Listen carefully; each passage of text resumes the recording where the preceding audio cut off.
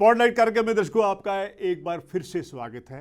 कार्यक्रम के इस खंड में हम चर्चा करेंगे समाज के उन लोगों की जो स्वयं दिव्यांग हैं। प्रधानमंत्री ने विकलांगों को दिव्यांग का नाम दिया था, वो इसलिए दिया था कि उनमें कोई दिव्य शक्तियाँ होती हैं, उनमें ऊर्जा होती है, वो एक मनुष्य की तरह और उससे भी ज़्यादा अपनी ऊर्जा से काम कर सकते हैं और समाज के लिए प्रेरणा की एक पुंज बनते हैं, एक प्रकाश पुंज बनते हैं। हमारे स्टूडियो में मौजूद है श्रीमती निर्मल राजौरा जी, जो स्वयं ब्लाइंड है, लेकिन वो एक ऐसा एनजीओ चलाती हैं जिनसे नेत्रहीन बच्चों की यानी कि ब्लाइंड बच्चों के लिए जीवन का मार्ग प्रशस्त करती हैं, उनको बहुत सारी सुविधाएं प्रदान करती हैं जो बच्चे पढ़ना चाहते हैं।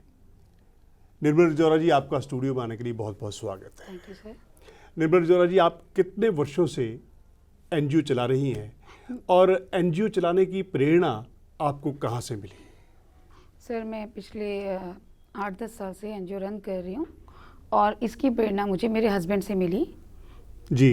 वो एक्चुअली उनमें सेवा भावना बहुत थी, तो उन्हीं को देख देख कर मैं इंस्पायर हुई कि मुझे भी कुछ करके दिखाना है जी। और इसी कारण मैंने इस काम को संभाला। उनकी डेथ के बाद मैंने बहुत स्ट्रगल किया और काफ़ी स्ट्रगल के बाद आज मैं इस एनजीओ में 10 ब्लाइंड बच्चों के लिए सीट है, मगर अब 15 ब्लाइंड बच्चे मैं अपने संस्था में रखती हूँ, जिनको living and lodging facility free of cost provide करती हूँ। मेरी संस्था से तकरीबन 50 बच्चे गवर्नमेंट जॉब में जा चुके हैं जी। और संस्था से जुड़े हुए हैं 700-800 स्टूडेंट, जो कि जब भी उनको कोई काम होता है तो वो मेरे पास आते हैं। अच्छा निर्मल जी, आपकी संस्था का नाम क्या है और वो दिल्ली के किस एरिया से संचालित है, हमारे दर्शकों को भी बताइए। दी ब्लाइंड वेलफेयर एसोसिएशन जी। और ये सुभाष नगर मेट्रो स्टेशन के पास है। तो इसके लिए क्या सरकार से कोई आपको अनुदान मिलता है? आप उसके जो वित्तीय संस्थान को चलाने के लिए, चाहे एनजीओ भी हो, उसके लिए सब्सिडी अनुदान की ज़रूरत पड़ती है या सरकारी सहायता की ज़रूरत पड़ती है, तो उसका प्रबंधन आप कैसे करती हैं? एक्चुअली क्या है कि हमें गवर्नमेंट की तरफ से कोई फंडिंग नहीं होती है जी। हम लोग 11 मेंबर्स हैं जो कि कॉन्ट्री करते हैं और इस संस्था को रन करते हैं। हैं। तो क्या लोगों से आपको कोई मदद मिलती है? हाँ जी, बिल्कुल। जो भी है, मतलब सिख समुदाय से हमें ज़्यादा सपोर्ट मिलता है। जी जी। और बाकी है कि हम लोग भी जितना हो सकता है करते हैं।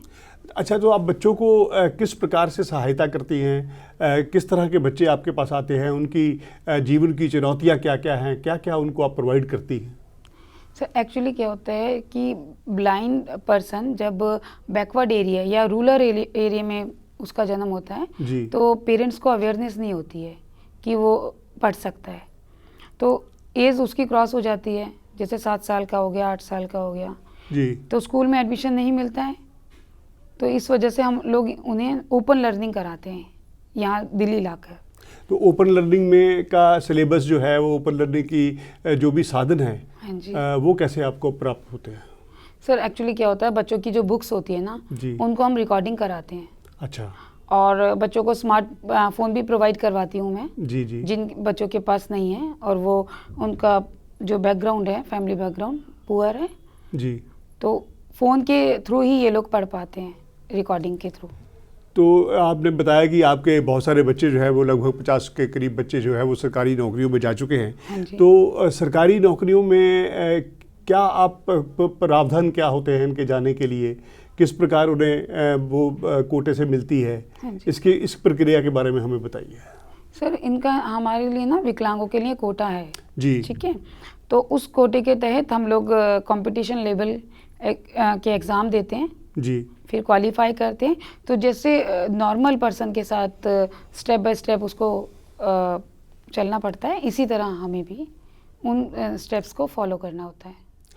आप क्या चाहती हैं? आपके दिमाग में क्या ऐसी कोई योजना है कि इनके लिए, इन बच्चों के लिए आगे किस तरह इनका जीवन सहज और सरल हो, वो भी एक आम इंसान की तरह ज़िंदगी जी सके, इसके लिए और क्या कदम उठाए जाने चाहिए? सर, फर्स्टली तो मैं यही चाहती हूँ कि जैसे जो झारखंड का ब्लाइंड स्टूडेंट जी। है तो उसको झारखंड में ही प्रोवाइड किया जाए सारी फैसिलिटी, ठीक। उसको दिल्ली आने की ज़रूरत ना पड़े जी। क्योंकि सेपरेशन भी होता है फैमिली से, फिर फैमिली से सेपरेशन होता है, फिर वो यहाँ आकर जैसे कि हमारे पास हम जैसे लोगों के पास आकर रहता है तो काफ़ी चुनौतियों का सामना उसे भी करना पड़ता है और हम तो कर ही रहे हैं। तो लॉजिंग एंड फूडिंग आप कैसे प्रोवाइड करती हैं? सर जैसा कि मैंने बताया सिख समुदाय है, अच्छा। वो पूरा हमें सपोर्ट करते हैं और बाकी जो हम 11 मेंबर्स हैं वो आपस में कॉन्ट्री करते हैं, जिस भी चीज़ की रिक्वायरमेंट होती है उसको फुलफ़िल करते हैं। जैसे किसी बच्चे के पास राइटर फीस के लिए पैसे नहीं हैं जी, तो वो भी हम प्रोवाइड करते हैं। जो भी हमारे कार्यक्रम को देख रहे होंगे, अगर उनमें से कोई भी या किसी भी आप निर्मला जी से संपर्क करना चाहते हैं तो मैं निर्मला जी से कहूँगा कि निर्मला जी, आपसे कोई व्यक्ति जैसे हमारा कार्यक्रम देखने के बाद विकलांग बच्चों के अभिभावक वो आपसे संपर्क करना चाहें तो वो आपसे कैसे संपर्क कर सकते हैं?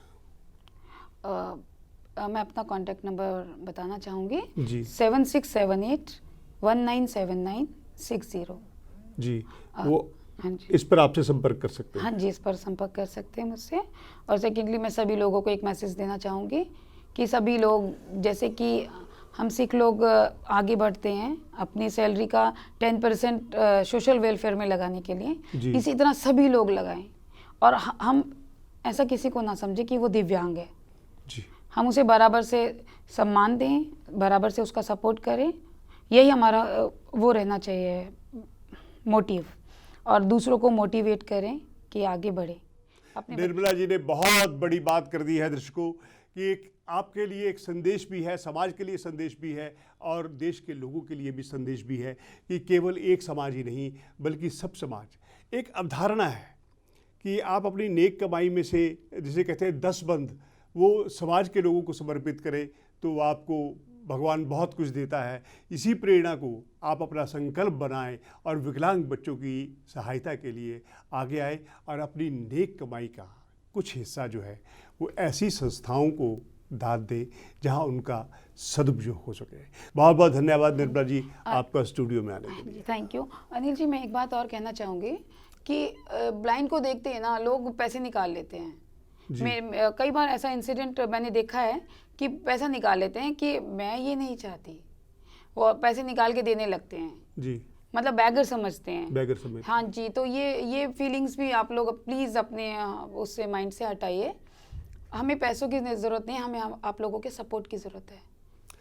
बिल्कुल ठीक कहा निर्मला जी ने कि दिव्यांगों को भिखारी मत समझिए, उनको दया का पात्र मत समझिए, उनको आपके सहयोग की और आपके मदद की ज़रूरत है।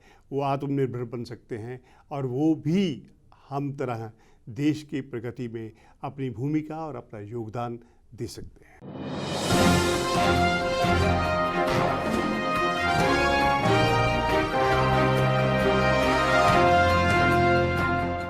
आप हमारे संतवाणी चैनल को सब्सक्राइब करें, वीडियो को लाइक करें, शेयर करें और हाँ, बेल आइकन पर क्लिक करना बिल्कुल ना भूलें ताकि हमारी किसी भी वीडियो की सूचना सबसे पहले आपको मिले।